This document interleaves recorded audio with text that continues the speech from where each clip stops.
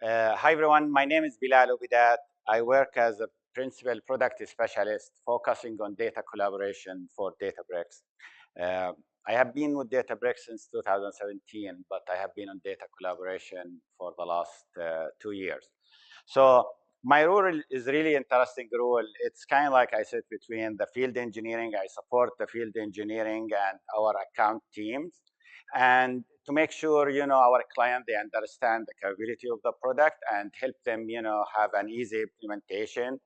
At the same time, I provide feedback to the PM team and work closely with them on kind of private review and make sure like our features are and our roadmap are well aligned with our clients' needs. So if you have also like any use case, happy to chat with you after this or reach out to me. I'll be more than happy to work with you. I'm also joined by my colleague, Al Ghali. His part is going to be French, by the way, so I hope many of you speak French. No, he is part of our Databricks office. You wanna Yeah, sure. Hello, everybody. Nice to meet you. My name is El Ghali.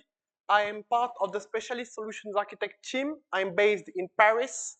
So please forgive me for my French accent. If you don't understand something, please forgive me again and please ask questions. I will try to do my best. I'm specialized on security, cloud infrastructure, DevOps, and I mainly work with EMEA, Southern EMEA customers, so French customers, Spanish customers, Italian customers, and also Middle East and South Africa. I'm happy to be with you today in San Francisco. Awesome. So just to kind give you an idea what type of topics we're going to cover here. So we're gonna spend quite a bit of time to talk about the power of Delta Sharing. This is an enterprise-ready product that you already, if you are using Databricks, most likely you're already using Delta Sharing. It power many of the capabilities that some of our customers are already using.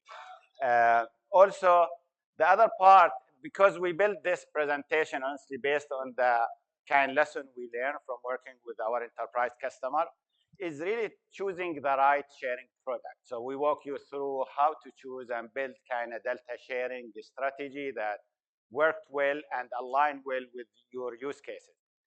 After that, Al Ghali is going to cover the inside of Delta Sharing, the internals of Delta Sharing. So this is really a session for the practitioner. You don't have to be an expert in security or anything like that, because we are also going to cover securing Delta Sharing in real world scenario. I mean, we try to cover mostly 80% of the scenarios. So this way, hopefully, we make it a smooth journey for you. And in the last two parts, I'm going to cover like the filtered data sharing. Honestly, we get kind of questions like, okay, well, how could I use, dynamic views to provide horizontal, data filtering, or even sometimes vertical data filtering, hide some of these columns when I share my data. And the last part, we're also going to talk about clean rooms security. Why clean rooms really like secure? What really the internals of a clean room? So that will kind of give you hopefully a good idea, about data collaboration in general using Databricks product. Now, the power of Delta Sharing. Delta Sharing is an enterprise-ready product. How many people here, they use system tables?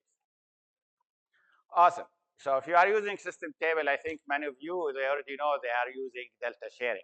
So imagine like Databricks process all these metrics, data logs.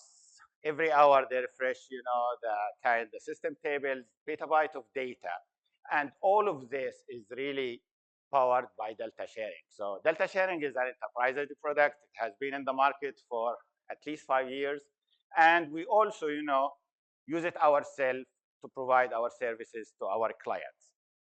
I think all of you, they know what's the system table, so you can read them, but if someone really new kind to Databricks. The other part that we use Delta Sharing, this is why it's important really in order to use any of data collaboration product to start with Delta Sharing. It's kind of the foundation. You will be using it, a clean room. Clean room is it will provide secure collaboration without exposing raw data. But it also leverage delta sharing. So if you understand, so it's kind of like really required to understand the delta sharing if you're going to use the clean room. Now, we will have one, like several slides in clean room, but you can use different languages, Python and SQL. We support different cloud, and also it's built for privacy and compliance. We have one slide that will help you distinguish like when to use a clean room versus when to use delta sharing. Marketplace, I believe, released almost 3 years ago, but it also helped our customer to discover and access wide range of data sets. So we have many data partners, hundreds of data partners who make their data available on Databricks. So you can use it as part of your data processing. But at the same time, I'm talking to customer often, they already have interesting data and they want to monetize on this data. So using the marketplace will help them generate leads, But instead of focusing on the infrastructure of data sharing, and each customer has different environments, so this way, really you leverage Databricks to immediately make this data is available, and then you only worry about the commercial transaction. So that's kind of like a great benefit, but Marketplace is also built on top of delta sharing. Now, I know if someone really not new in data sharing, but this slide is really worth it to double check on the different scenarios of delta sharing. So you could have, let's just start with the left side, you will have a provider and the recipient. So these for internal data sharing, they could be on different cloud regions to have an internal data sharing. And this could be if you have a different, business function. As an example, you operate in West US, but you have your reporting team in Europe or in India. So it is because delta sharing is well integrated with UC, you can use the UI, and a few clicks, you make the data available for your team, reporting team. And this is really, first, this is not a copy of, you don't make a replicate copy of the data. If you need to, you can. We provide 4 different ways to make this data replicated.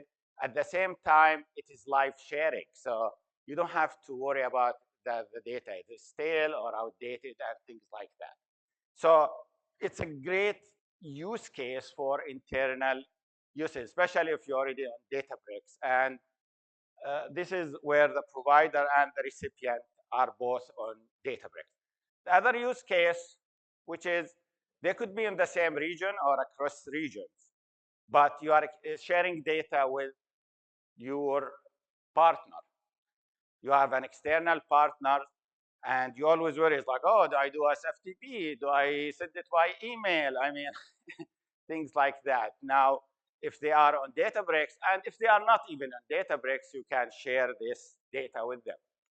The third use case, you can also share across cloud. We have this use case, like many of our customers, as an example, they will have a business function on Azure, while they have a business function on like AWS for some reason, or they acquire a company on AWS. So they want to share this data. So it's kind of like, really a few clicks, you'll be able to share that data with them. Now, the last one on the right will enable you to share data with when the recipient, they are not on Databricks. They could be on any platform. One thing here, I know open can be sometimes, confusing for some people. They don't need to be on Databricks, but you still need to use a delta sharing connector. Now, the most common connector, everyone I think knows Python. So they could be just using, the delta sharing Python library, and immediately they will be able to access this data. Or you meet the client where they are. If they want to consume this data in Tableau, there's a connector for Tableau. If there's a Power BI, there's a connector for Power BI. Now remember, these connectors are created, like, the Power BI created by Microsoft. They work, with Databricks, the Tableau, the same thing. But there are many different connectors. If there isn't connector, a lot of customers, they will just use the Python connector, download the data, and then they can adjust it to whatever system.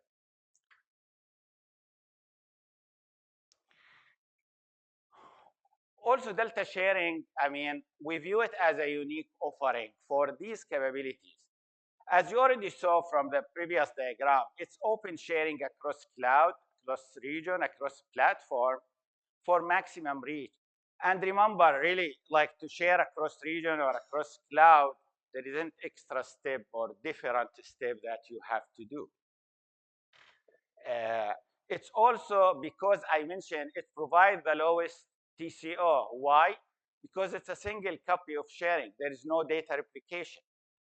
Again, you can replicate if you need to, or it makes sense to replicate the data, but this is why it's lowest TCO. It's a single copy across cloud, across region. The third part, it's pretty can make it even more unique. It's AI ready. You can share not only tabular data, which is, I think, everyone familiar with Delta table. You can share AI model, notebook, and volume sharing. I honestly, my favorite is the notebook, because you share data with another team.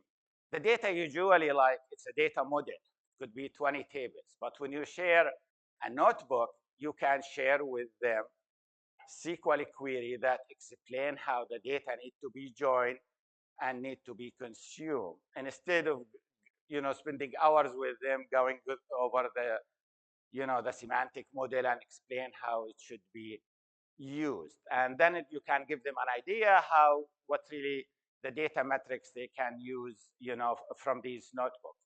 All of this is really available in the same place, because if you are using the UI, you can select the notebook alongside the AI model and also the table.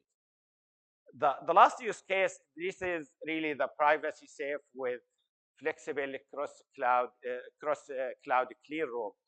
So if you really want to collaborate with another team or another org, but you do want to share the underlying data, but both of you want to accomplish a particular task together, then you can use a clean room for that. And there is plenty use cases for that. Now, this is the open data sharing ecosystem.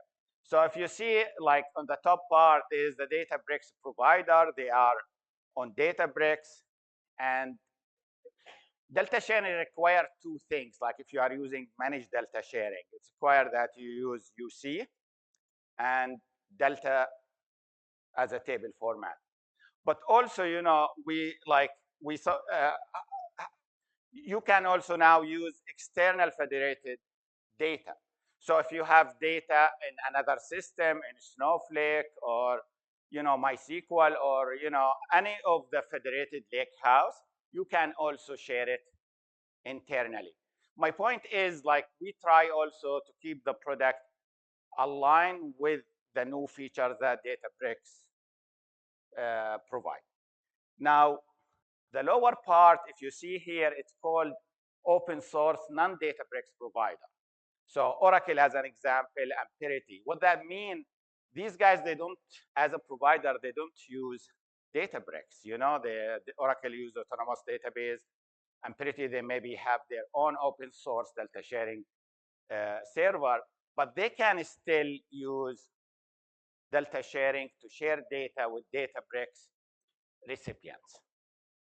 And we have that kind, documented part of the documentation. It's kind of easy setup, and it requires a communication between the control plane and their Delta sharing server. Now, the recipient, as you see in this diagram, on the top part, they can be on Databricks, or they can be non-Databricks recipient. As long as, again, there is a connector they can use, but everyone can use also the Python or the PySpark open source connector as well.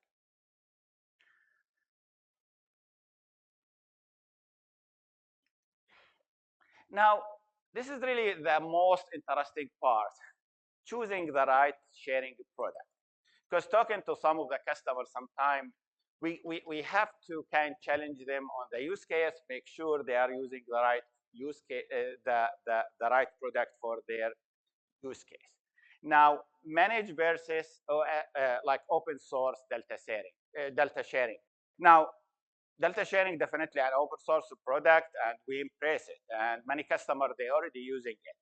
But you need to take an informed decision when you can decide, okay, do I use managed delta sharing? Manage mean you are using like the delta sharing that's in as part of Databricks. So you need to think about these things. Like when you use managed delta sharing, the provider has to use Unity Catalog. Now, the other benefit, like with open source delta sharing, any provider can use as long as they own their own delta sharing server. So it's really on the client to implement their own delta sharing. What's the benefit you get? So you get a simplified setup. You Databricks manage the infrastructure and the security and things like that. So that's while on the other side with open source provided flexibility, Databricks dependency. Now there are different also features like the hosting delta sharing service is really part of the control plane. It's set alongside UC because there is a lot of communication between the two services. While if you're using open source, it's really on the client to set up that server. It's not difficult. Many clients do it. But you need to understand it's really on you to secure that server. Now, also we, in terms of scale, that managed delta sharing, because we use a cloud token. I know like in the older documentation, a lot of talk about pre-signed URL. And some customer, they confuse the open source with the managed. Because the cloud token is something associated with Unity Catalog, this is how Unity Catalog work, It's so it give you better scale, and and a better way to support some of the new feature. We have a whole slide on the cloud token, but with open sharing, you are limited to pre-signed URL.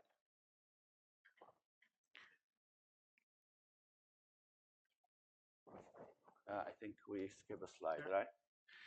This is the most important part. Also, when you're selecting delta sharing versus SQL endpoint. SQL endpoint, really you accessing the serverless or the SQL endpoint to query the data. So you need to decide, is my use case delta sharing, or is it something I could do with the SQL endpoint? Now, there is a big difference for that. Think about it like the SQL endpoint, you own the compute, and you just make this compute available for authenticated user. But these authenticated user, they authenticate in your workspace.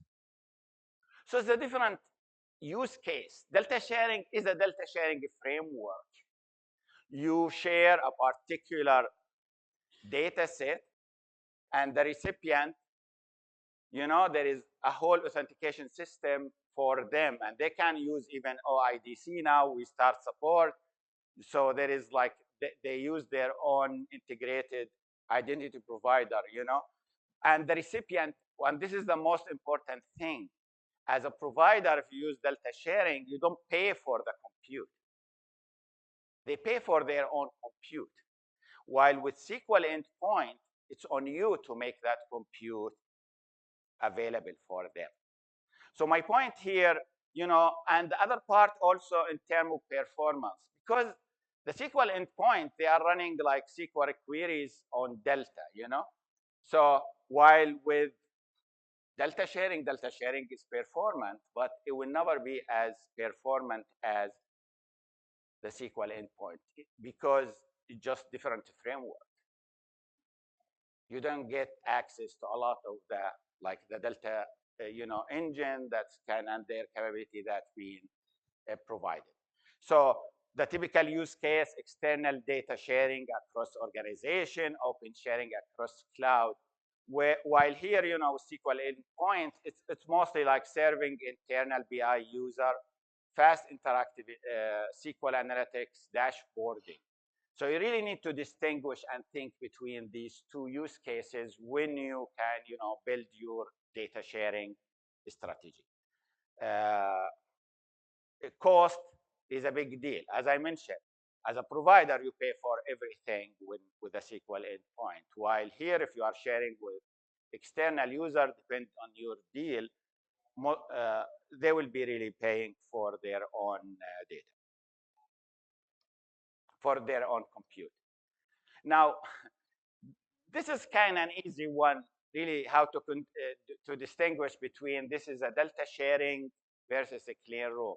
I often get the question, hey, I share this table, but I want to prevent the user from persisting the data.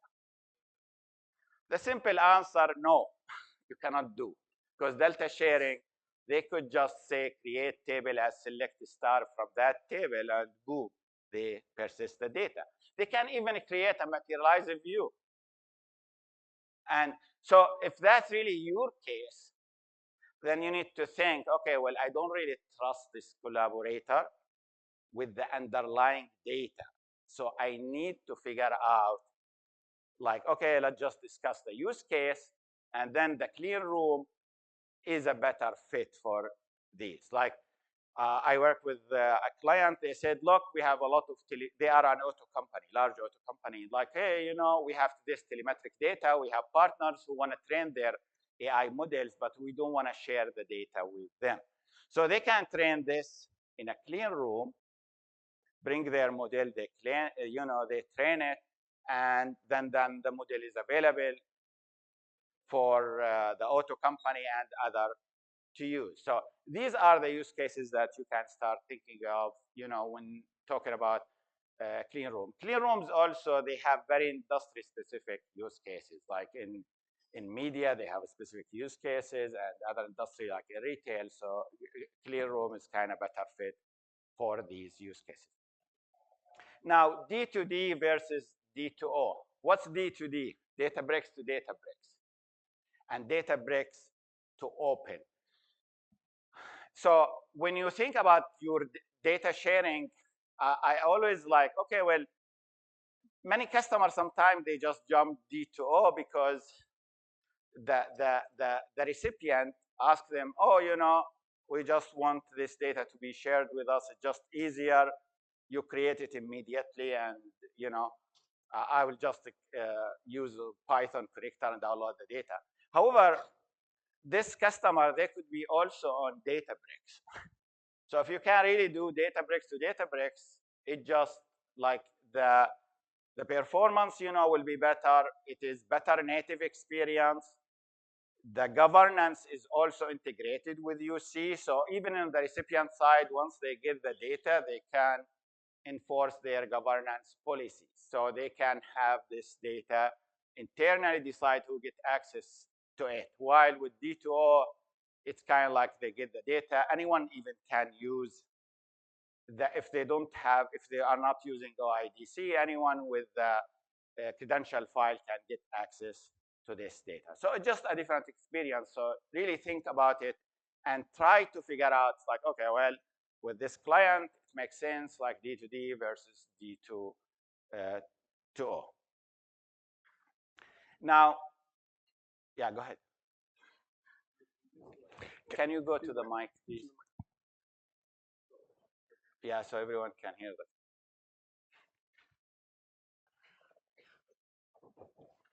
On the previous slide, can the recipient or the provider be an on-prem database? With D2O, yes. Yeah, they can be, because they can be anywhere, the O. Like you can run Python on a prem, but you need to have the network path clear to get access to the data. And that's actually a common use case, because the open or other, they can be anywhere. Yeah, because we are our on-prem database or the platform is Hadoop based.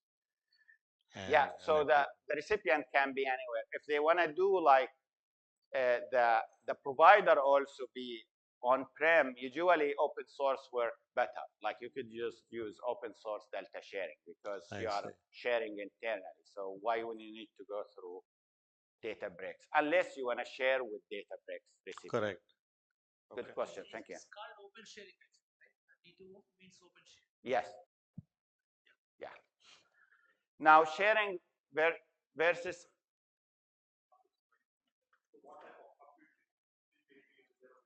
No, this is a good question. When you do D2O, remember my first statement, with Delta sharing, the provider doesn't pay for the compute, the recipient. So with O, like let's just assume I'm using Python connector. Python connector mean a library, right? So where do you run that? You run it on a VM if it's in the cloud. You run it on your Mac, right? So that's really your compute.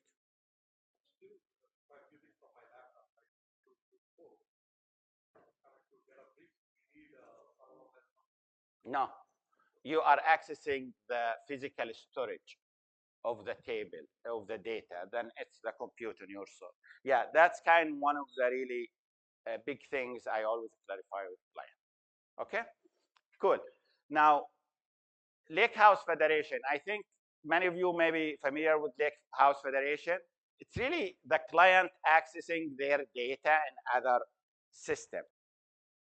Now, Delta sharing is kind of like, okay, with Lakehouse Federation, it's a different use case because with Delta sharing, the data has to be, in Delta format. It also, you have to use can you see, but there is a comparison, with Lakehouse Federation, most likely you access the data, you ingest it, the compute is also on the external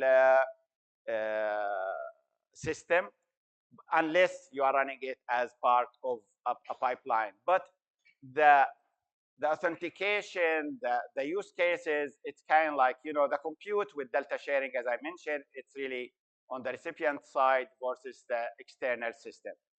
As I mentioned, the other part with Lakehouse Federation, the org, they're accessing their own data. So while here with Delta sharing, if you are, doing external sharing, you allowing a partner to access your own data. So you want this framework that enable you to do that. That just kind, I know it's kind of a simple use case, but it helps you clarify that.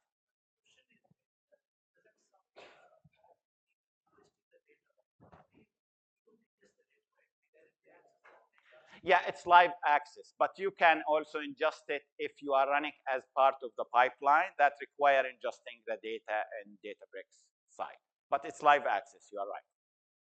Good. Okay, in the interest of time, we will allow enough Q&A, so we will move to the next part, which is securing Delta sharing and the great demos that my colleague prepared. Thank you, Bilal. Okay, so let's go inside Delta sharing and understand also how Delta sharing works. So first, let's just understand the security and functional flow of Delta sharing.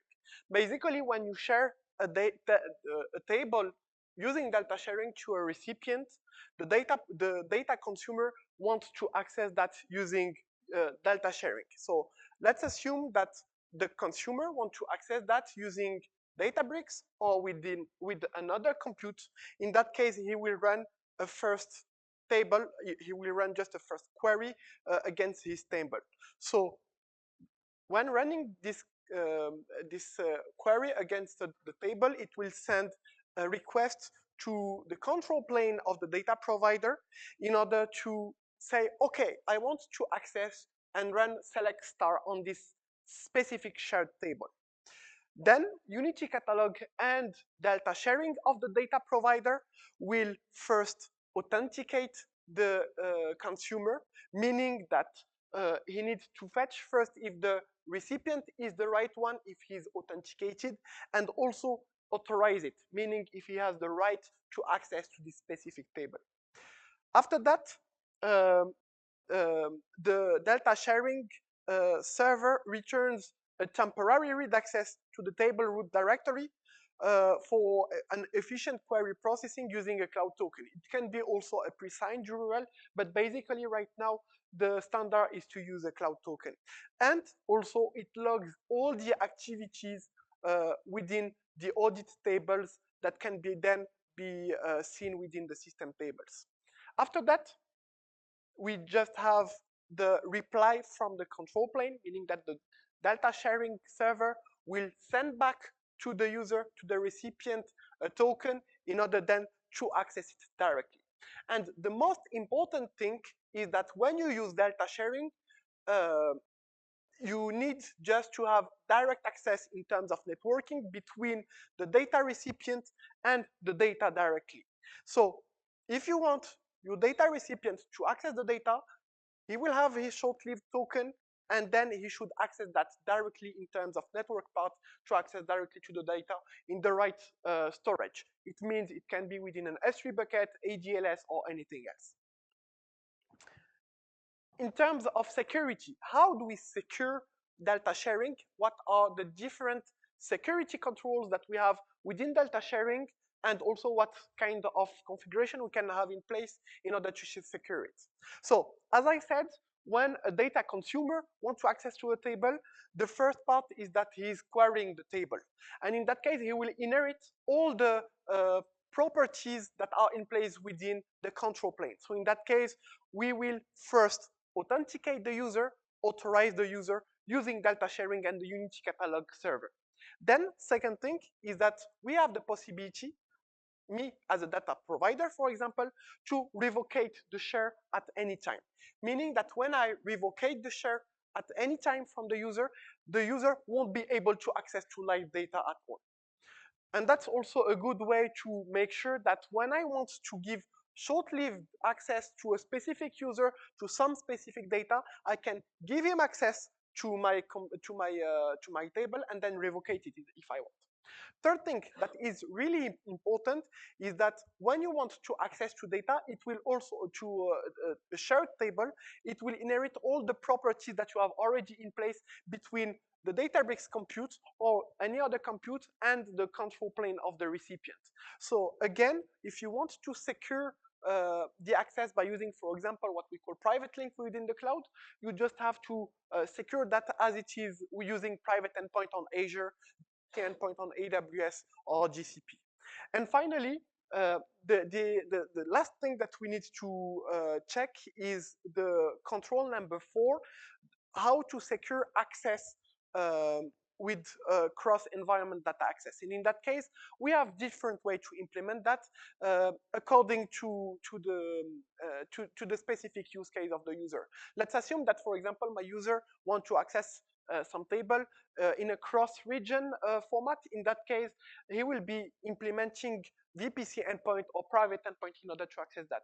If he wants to access that in a cross-cloud way, in that case, he can follow a private endpoint, a private link path by implementing some mechanism with VPN, with direct connect link, with express route on Azure in order then to link all the paths between the consumer and the data access. Let's focus right now on how Delta Sharing is generating short-lived access to data. So first, when you use Delta Sharing open source framework, it used what we call pre-signed URLs.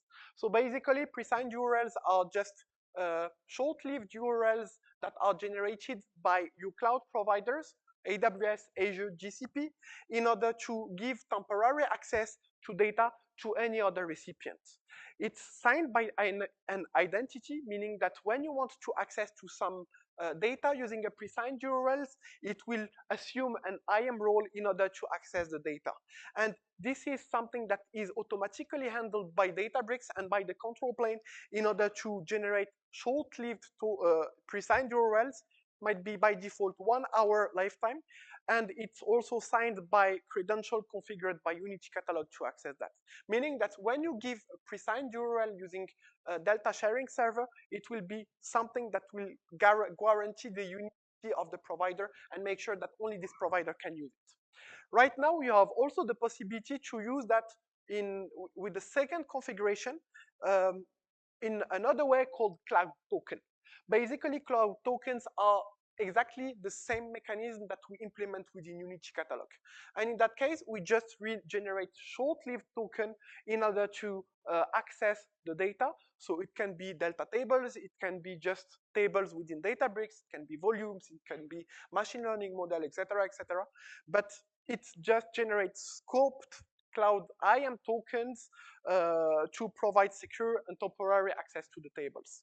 Basically, when you use cloud token, it improves also the performance, and that's why also we are suggesting right now to use cloud tokens instead of pre-signed URLs to make sure that the performance is improved as we give some other information like history and delta logs within cloud token configuration in order to improve the capacity of delta sharing to handle big data. And finally, it's enabled for sharing within the same account on Azure, AWS, or GCP. It will be soon also enabled for other use cases. Yeah, exactly. Any question? Okay, so let's move right now in the first. Yeah.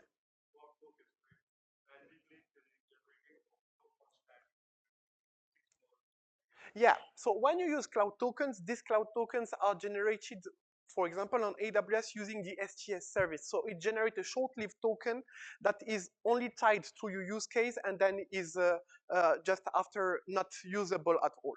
So that's why we are also suggesting to use cloud token, because this cloud token has a fine-grained access and only limited access in terms of duration to the data. Yeah, it lives only for 1 hour, the cloud token. Yeah, so this is really the internal how it works, but also cloud token, this is generated by also, we leverage from the cloud provider limited scope, and the system knows when to generate a new one, you know, and things like that. So. No, that's separate thing. I know you're talking about the PAT, the personal access token. This is totally separate. Yes.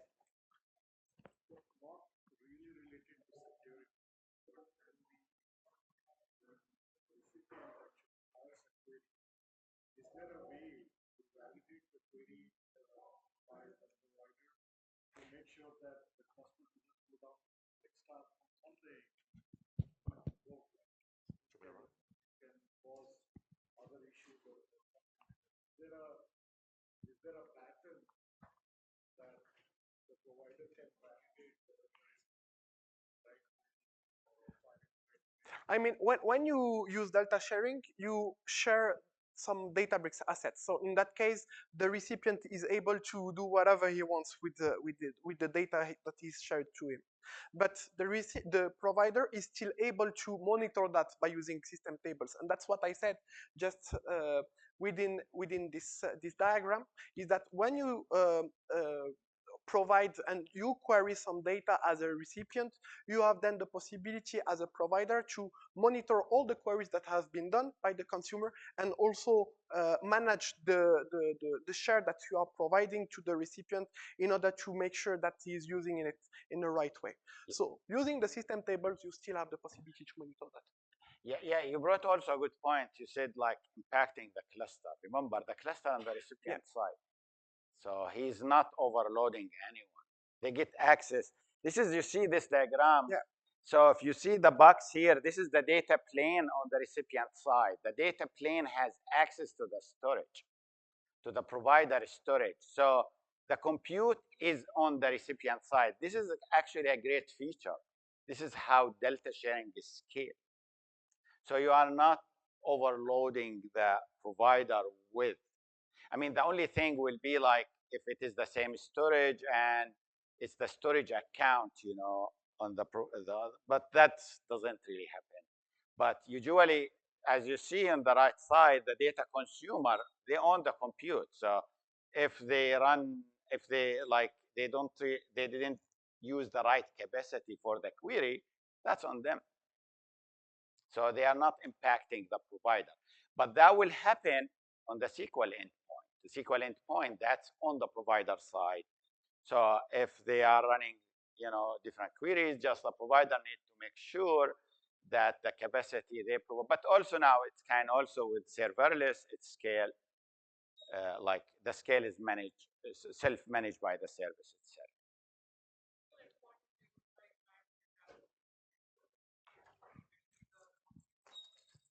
The SQL endpoint, yeah, they can dedicate compute. They should actually dedicate compute on it, but that's on the provider side. It's not really Delta Share.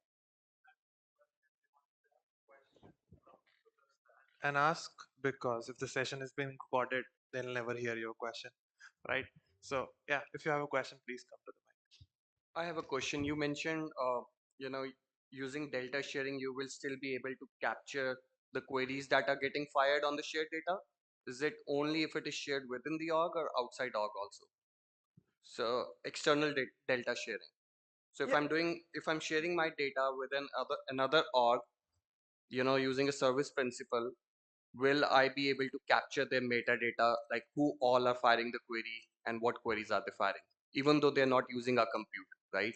Yeah, you capture because you see the query, so that's happening. Even so, the usernames? Yeah, because it's live sharing. It's on the, so you will capture the query. And if you look at the metadata, like many customers, they create a dashboard. They call it like data sharing consumption dashboard, so they know what type of query and who fired these queries. Okay. Yeah, so there is a great, and that's actually, this is why we recommend managed delta sharing if that's really your requirement. But this way, we are able to see their organization, email IDs of the people who are using that. It depends. If you are using D2O, for example, in that case, you have multiple ways to do that. You can provide to him a file, an authentication file to do that, and in that case, we will be able to see the authentication file ID to that. If you are providing what we call token federation, and we will check that just after, in that case, it will be the ID of the user within the IDP. So it depends also on what you configure, but yeah, you are always able to see the identity that is requesting the data using delta sharing. Right. Maybe we will just proceed and then we allow, because we still have a great demos. Yeah, and then we will sort about that. And then we will allow plenty of time for Q&A. Yeah, we have plenty of time, by the way, for Q&A. Let's move into the fun part. We have 4 demos.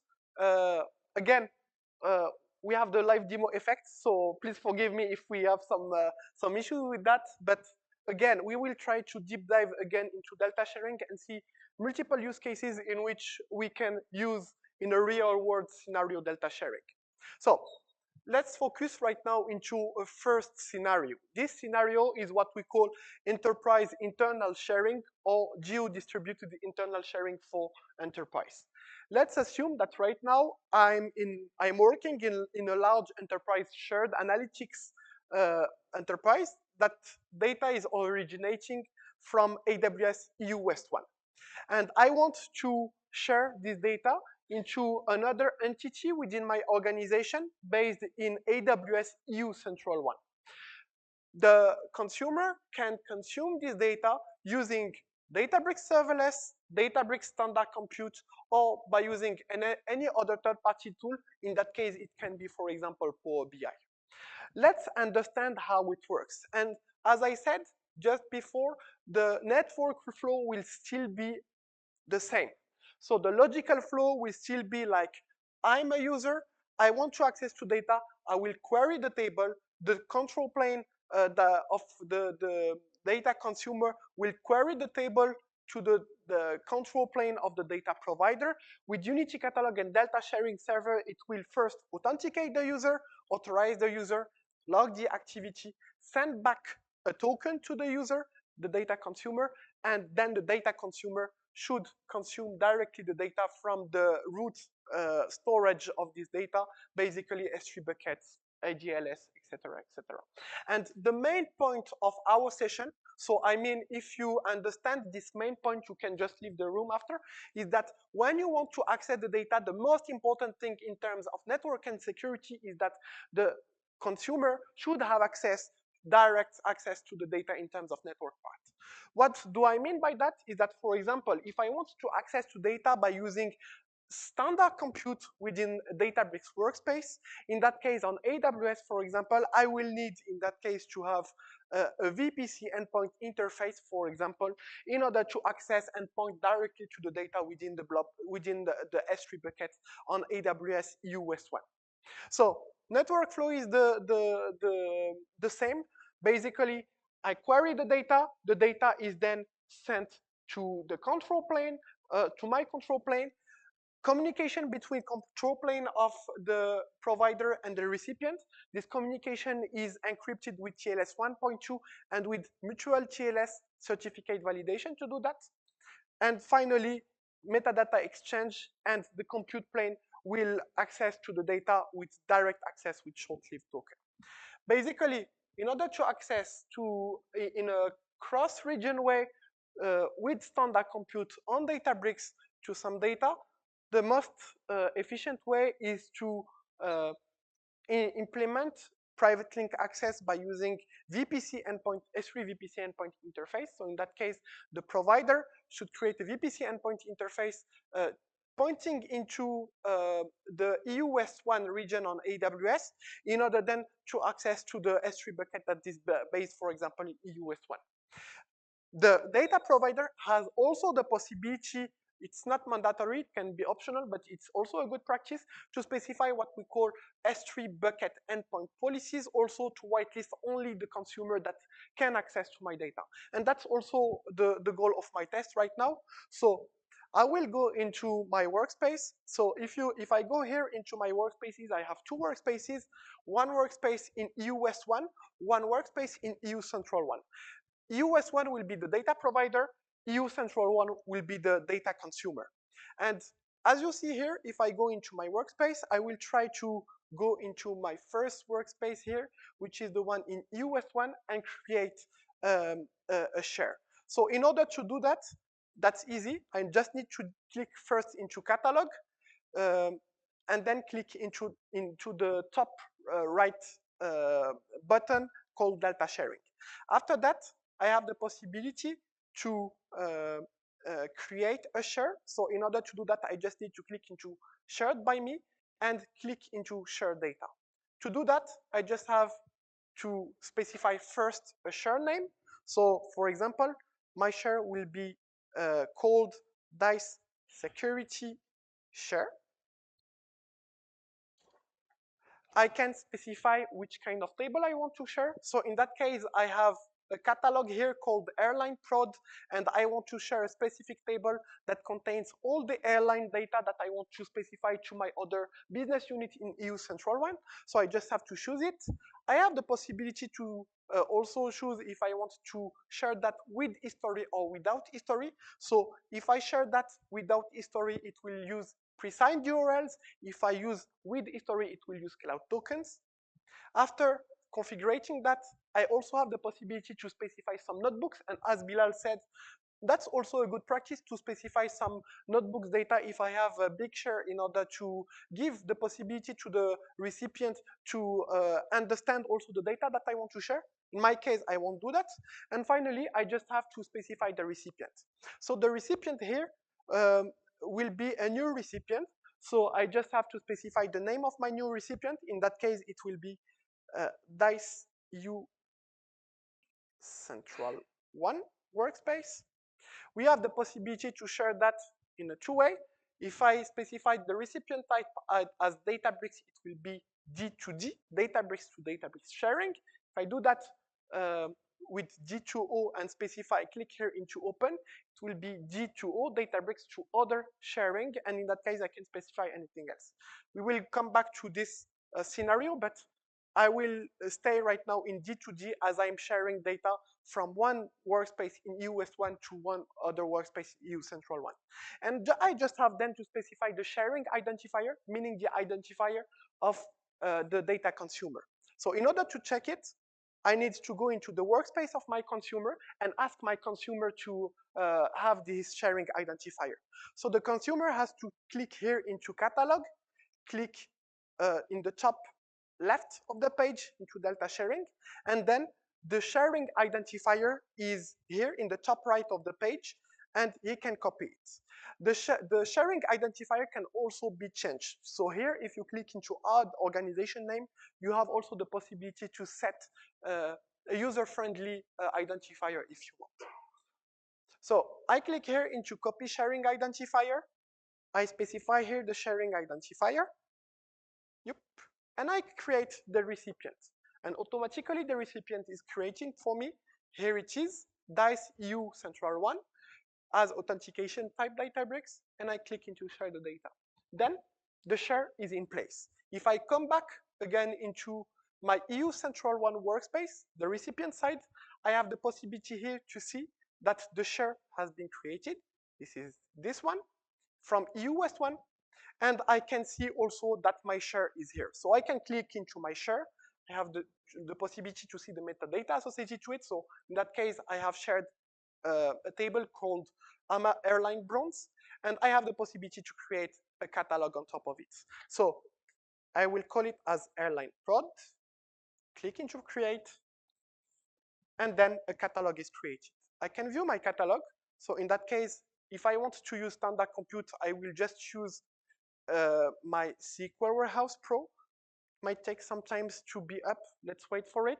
But in that case, if the setup is good, in terms of network configuration, I will be able to see here into the prod catalog and bronze, airline bronze, the data associated to it. Yeah. The system tables. What do you mean exactly by system tables? We access that directly through the workspace. So you can just click here into systems and you have the possibility. Sorry? Yeah, exactly. Exactly.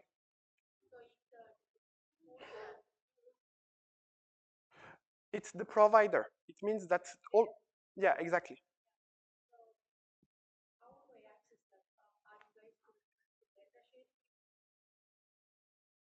You enable system tables, and once you enable that in your workspace, you just access them like here, but you need just a compute on your side to run it, and you will be able to access it. So we have the same schema for all system table across all customers.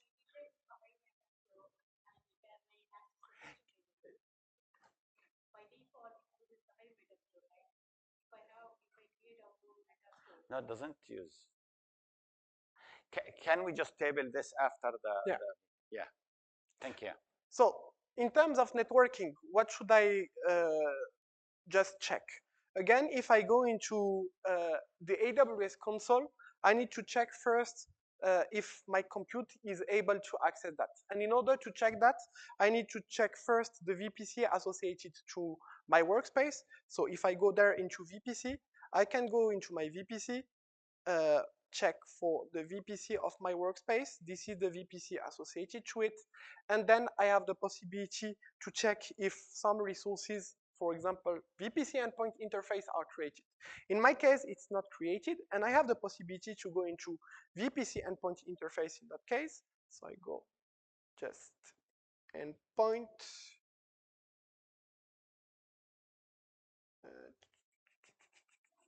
Here it is.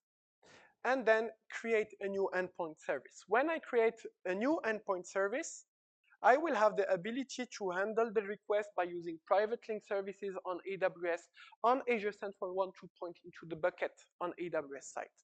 And in terms of security, the provider also has the possibility in AWS. So if I go into my bucket, my root bucket of my data, to secure it also by using S3 endpoint policies. So if I go into my S3 bucket, click here, and go into my bucket associated to my data. So this one, I have the possibility here to click into permissions and specify a bucket policy. So for this bucket policy, I can specify, for example, not this one, this one, yeah. I can specify this VPC policy, for example, in order to specify the VPC source IP, meaning the IP addresses of my Databricks workspace, in order to make sure that only the standard compute IPs can access to my VPC, to my S3 bucket again. Or I have also the possibility to specify the VPC endpoint IDs of the VPC endpoint that I have created, in order to make sure that only data can be accessed through this VPC endpoint policy. So I can just copy it and go into my S3 bucket and paste it, and in that case, it will just control it. If I go back into my workspace again, I see that my SQL warehouse is up. If I refresh the page again, you will see that my SQL warehouse is able to access to the data, to the sample data directly using Delta Sharing. It's coming. Is this communication on the backbone of AWS? Yeah, it's within the backbone of AWS. Yeah, this is actually a good question. Often we get like a requirements look across region. I want, this communication to be happening on the backbone of the cloud, not really on the public internet. So this is also a way to schedule that, to configure that. So your traffic across these region is happening on the backbone of AWS. And the same thing, you can configure it on Azure using, because you can do the same thing like with BBC, with the private link as well, private link endpoint. Yeah, so again, it's taking some time to load all the data. I'm using a small SQL warehouse within a cross-region setup, so that's why it might take some time. My table is big, so that's why it might take some time to load, but I will come back to it just after. Can you please use the mic? Yeah. Sorry.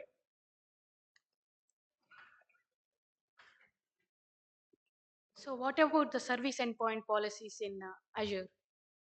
It's the same. Basically, when you use service endpoint policy, it's like using on AWS S3 bucket policies. So you just have to specify the source subnets that are used in order to whitelist the subnet associated to the Databricks workspaces in order to consume the data and make sure that only this compute can access to this storage account.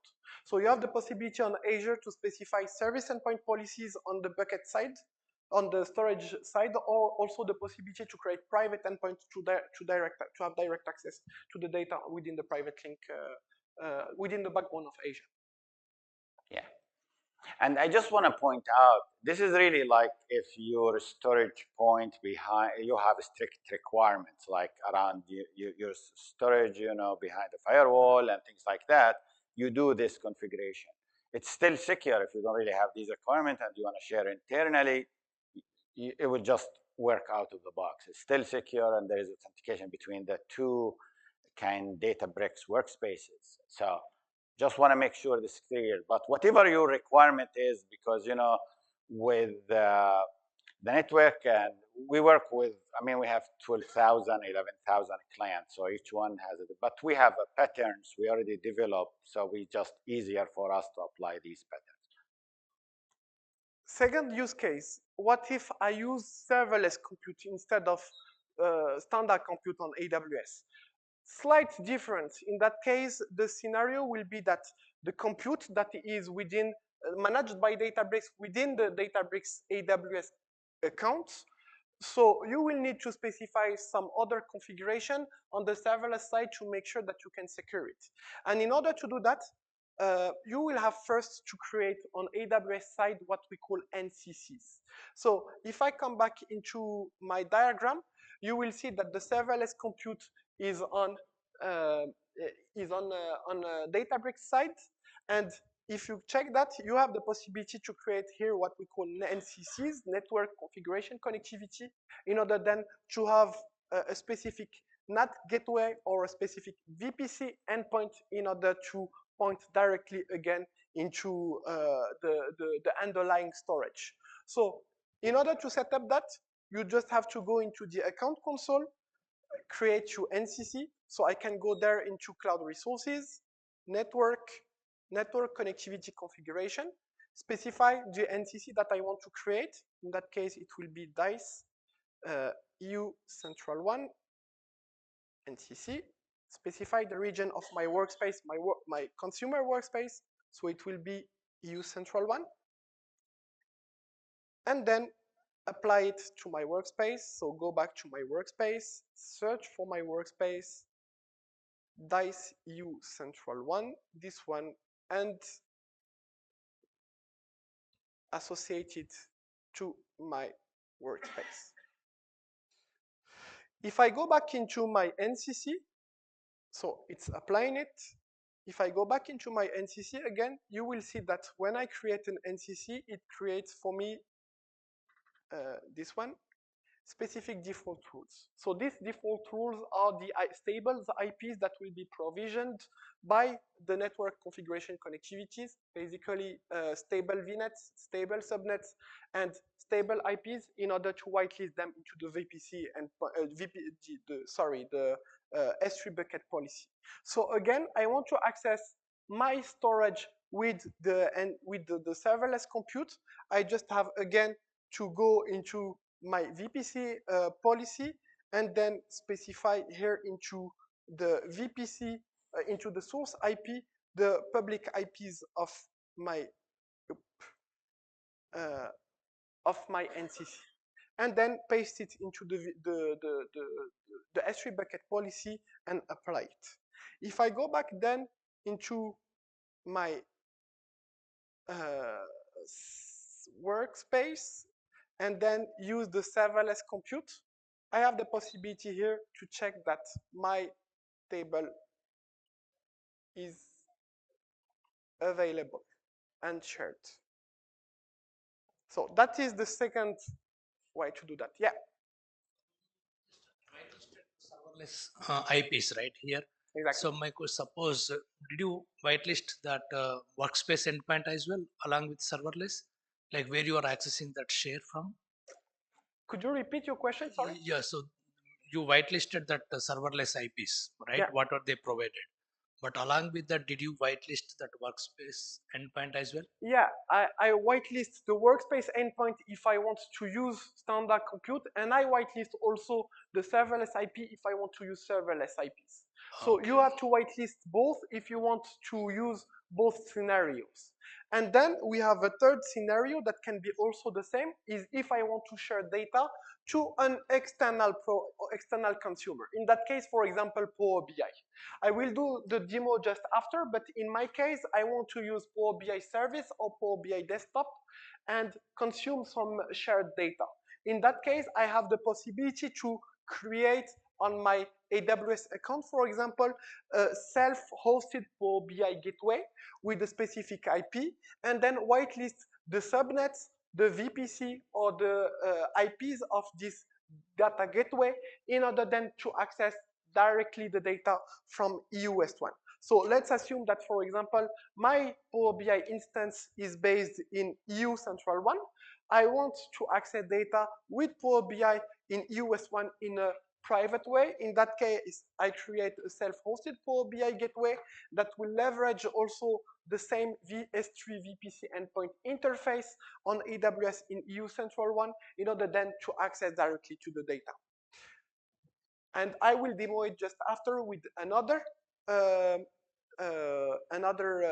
use case. So let's assume right now that I am in another scenario. I am in a geo-distributed external data sharing scenario. So let's assume that I'm a major enterprise that want to share this data to a partner, for example, an external supplier, but by also providing some specific authentication. So let's assume, for example, that I want to share data to consumer that is not using Databricks, but still handle the authentication by using that. And in that case, you have the possibility to use what we call D2O, Databricks to Other, with authentication type as OpenID Connect. So in order to do that, I will try to set up D2O connection between EU West 1 and Power BI desktop on Azure. So I have here, for example, my VM in Azure with Power BI. I want to access to data and to be authenticated with my IDP, identity provider, which is Entra ID. How do I need to do that? So first, as a provider, I have to go into my share. So I go back to my share, and then I have the possibility to click here and add a new recipient. So in that case, I click into create new recipient. I call it as Dice Open Sharing for BI, and then I can click into open. Two ways to access that. First way to access that is by using tokens. It will generate for you files that can be used by any other consumer. Second way to do that is to use a new feature called OIDC Federation, Token Federation, in order to handle all the tokens with your own identity provider. So in that case, I will use OIDC Federation. I create the new recipient, I add it to my table, and then I can go into my recipient again and create what we call an OIDC federation policy. So this is the way to federate all the tokens from your identity provider. In that case, it will be Entra ID to authenticate all the users for Power BI, for example. So I create my policy. I will call it as Power BI policy. I specify here the issuer URL for, so in that case, if it's Entra ID, it will be login.microsoftonline.com/tenant ID /v2 v2.0. To get the tenant ID, you need to ask that to your Entra ID administrator, and you will get it here in Entra ID. So you can click into tenant ID, copy it, and go back into the issuer URL. Then you have the possibility to authenticate some specific identities by using OID, sub, group, or ISP. In that case, I want just to provide access to some specific groups on my Entra ID. So I click here into group, and in the subject type, I specify the ID of the group that I want to authenticate. So in that case, I go into Entra ID again. I search for the group that need to access to Power BI. Here, I search for it. So for example, my group is called DICE. It's this one. Then I click into the object ID, which is the identifier of my group. And I specify it just here. And then I have my policy, sorry. And then this one, I have my policy. I have my policy that has been created in order to access with using Power BI. So it will generate for you an OIDC profile generation in the portal, so you can copy it and share it to the recipient. The recipient will be able to access all the information that should be used within Power BI in order then to connect. So click into U2M, click here into the link, and then specify it directly within Power BI. So within Power BI, I need to go into Get Data, click into More, specify it as Delta Sharing. So it will use the Delta Sharing connector. Sorry.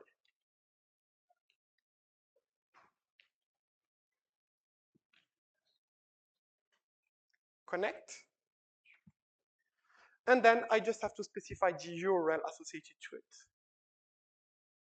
Yep. Copy. Paste. And then click to OK. Can we share large tables with this method with Power BI? Sorry, could you repeat? Can you please go into the microphone? Sorry. Can we share large tables like kind of like 10 million or maybe like 1 billion rows, because there is a limit with Power BI? Theoretically, yes, but it really depends on your use case, and it also depends on the performance. So with Power BI, for example, you have the possibility to query your data, as Bilal said, using a SQL warehouse endpoint or by using Delta Sharing. So if you want to use Delta Sharing, in that case, you have the possibility to also query large tables, but in terms of performance, you will need also to understand the SLAs associated to access to the data. And in that case, in terms of performance, if you need the performant compute, you might also expose that through a SQL warehouse instead of Delta Sharing. Yeah, I mean, keep in mind, this maybe with Delta Sharing, this is your recipient who could be your partner accessing the data with Power BI. With endpoint, it could be your own company, but it's still the network traffic. If they are across region, that's kind like of a good delay. Speed up things. What's that? I'm sorry.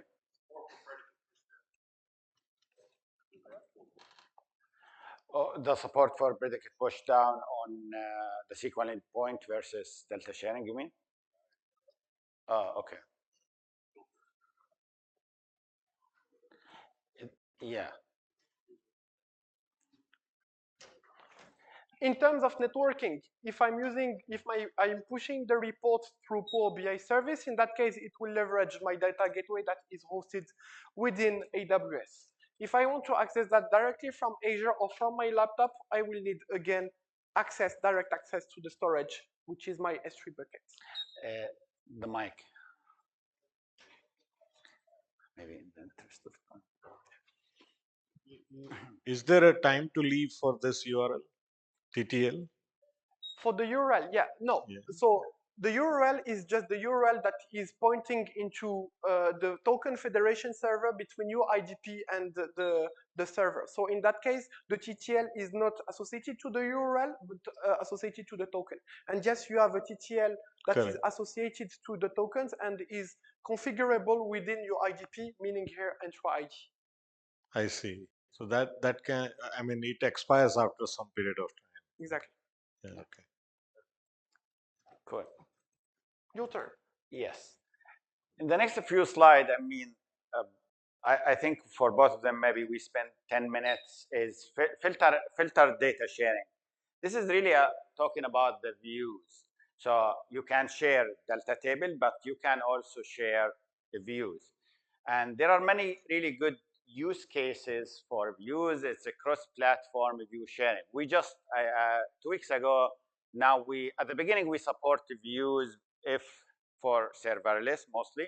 And now we support them actually also if views standard cluster and also with open. So you can use views and dynamic views to do that. I mean, the biggest really benefit is the dynamic filtering for each recipient. And then the next example, as you see here, so you will have tables, the views, if you are familiar with SQL views, it's a great way to kind bring data from multiple tables together. The recipient can be on Databricks or they can be other. Now, this is a good example. So all what you really need to, if you have, let's just assume sales data and you wanna have the sales data secured by country, the access to it, and you have a cross recipient. So excuse me. So you have two options. You can create separate table and share them, which is a lot of work for you. Or you can create a view and you specify, like for each recipient, you specify the properties as you see here, country equals CA. That's Canada, not California, by the way. So, so they can access this data. So when the recipient, and then when you create the view, you use the function current recipient, and you specify the property country. So when the recipient who has a property Canada, they query the view, they only see that data that associated, that relevant to them.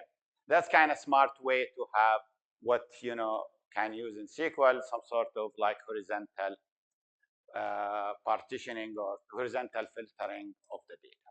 So this is one way. We are working also on supporting, I know one question we often get, like, okay, well, what about like the function when you also have security on the column, and because currently Delta Sharing doesn't support it.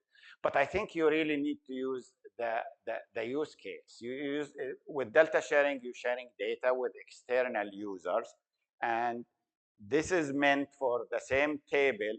You want to share it with across multiple recipients, where each recipient can access subset of the data. So this is a good use case for that.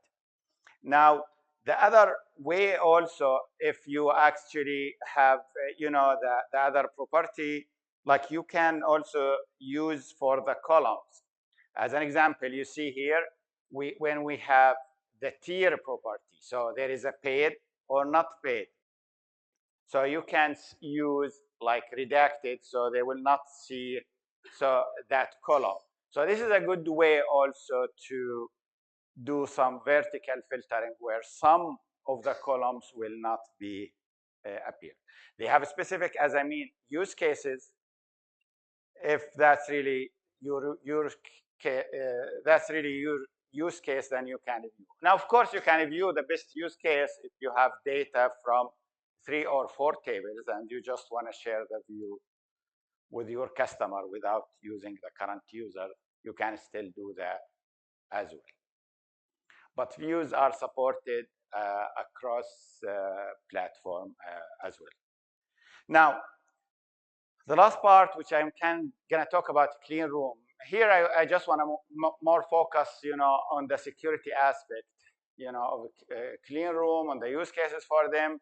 The clean rooms, they enable collaboration on sensitive data without compromising privacy. You don't share the underlying data with your customer. You share it kind of like, so you can unblock specific use cases. In terms of like security and the internal clean room, they provide like it's really an isolated runtime environment. Also, with a clean room, the code has to be mutually approved. You and the collaborator. One thing also about clean room, there is no provider and recipient. There is collaborators, and we support multi collaborators. Often there are only 2 or 3 collaborators, but you can have more. But they collaborate on mutually approved code and use cases. It also prevents direct access to the other party data. And that's kind of like really the use case for this. And it built on secure foundation. So in a clean room, as you see, you have party 1 or collaborator 1, party 2. They share data, they share notebooks in a clean room. One thing I want to point out, clean room, they run on a serverless environment. So you inherited the serverless security capabilities, the strong capabilities in that environment. And data is being shared, as you see in this slide, it's shared through Delta Sharing, so with Unity Catalog. So this is why kind of clean room, it's important, as I mentioned at the beginning of this presentation, you understand how Delta Sharing works. And also, we have a slide about the serverless. Now, privacy through code approval. So when you share data in a clean room, yes, they can say, the other collaborator, they can say, oh, yeah, they share with me their own sales data. But when they click on it, they only see the metadata. They cannot really see the actual data. And that's kind of like different than the concept of Delta Sharing. Input data is temporarily accessible to the mutually approved code. When you run that serverless job, it temporarily accesses data through Delta Sharing, run the notebook, generate an outcome that need approval, and then it can be shared with the other collaborator. So, and the data access and changes are in edit log, so this is kind to drive transparency. You cannot run your own code, of course, because you could use your own code to display the data and things like that. So it has to be approved by the other collaborator. Each clean room is dedicated and isolated. And I will come to kind of some of the features in the private preview also to meet some of the requirements. Usually, like for a clean room, we have more strict requirement. Even some customer, they want a clean room to access the data or through private link, endpoint and things like that. So we support these use cases as well. The approval process, like it's implicit code approval. If party one run the code of party two, that consider implicit approval, but there is also an approval process. If you change the code, if any of the party change the code, then it has to get pre-approved again. Code usually it's run through just mainly notebook. So if you make a change, that's a new notebook, really, a new version of the notebook, so it needs that approval. This slide mainly, if you look at it, it's really talk about Delta sharing and how the data is being shared with the clean room. We already discussed this, and we already discussed kind of like a cloud token, because this is running in Databricks isolated environment. And one thing I want to say, like when you run the code in a clean room, no one is administrator on that environment, because you want that it's managed by Databricks, and then the outcome is generated and approved.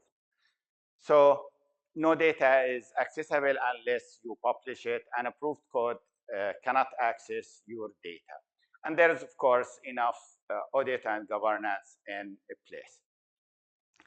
Manage egress via approval. So the approval step allow you to review the code always, for outbound data push, which means really, like, if someone has display or select star from your table, you should be able to catch that. We also have a network policy for serverless egress control, because often we get a requirements like, okay, in my clean room, I don't want to even allow internet access.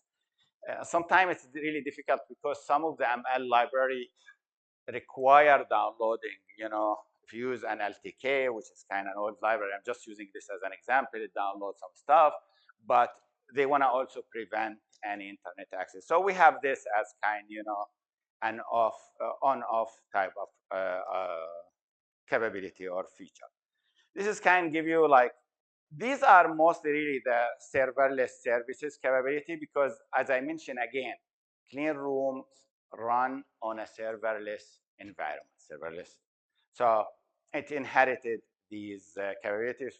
Familiar with these issues. And these actually also the clean room. So the workload, there is no cross workload communication. Why? Because it runs on serverless. This is kind of like also the security capabilities of serverless.